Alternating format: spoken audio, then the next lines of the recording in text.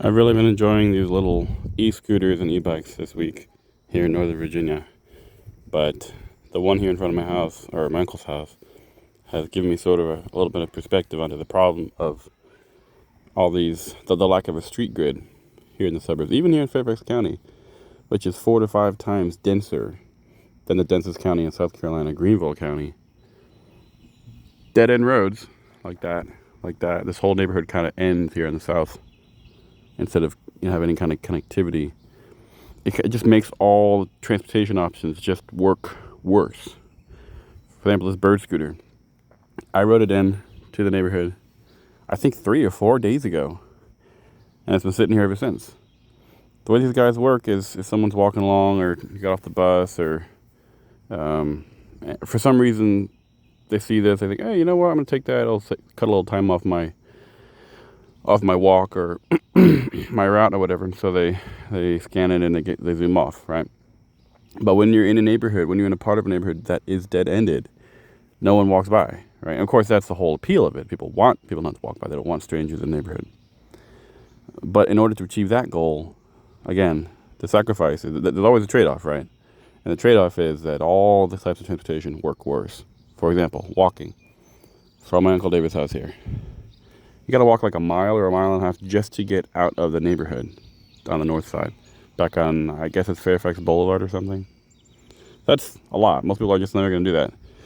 Mile and a half, 2 miles is just too much just to get out, just to get to the entrance of the neighborhood. So walking doesn't work that well because it's not connected. Actually, pretty close to a major road down there, but it's dead-ended.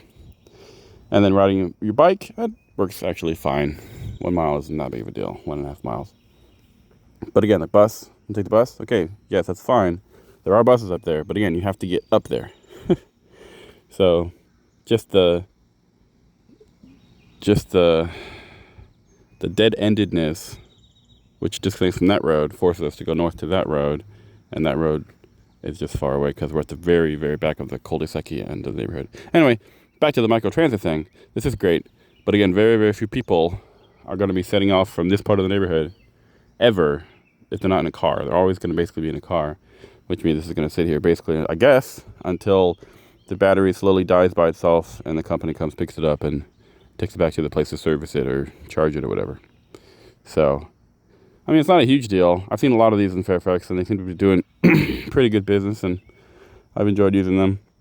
But it just kind of shows you that the lack of how important the street grid is.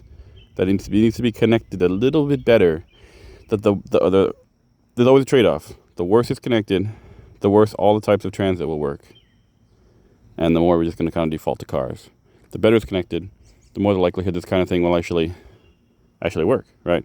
Because this company, I'm sure they have in their little write-ups for the company and their little board meetings, what do we not want to happen? We definitely don't want these things to just sit in front of someone's house for 5 days, right? There's no way that's their goal.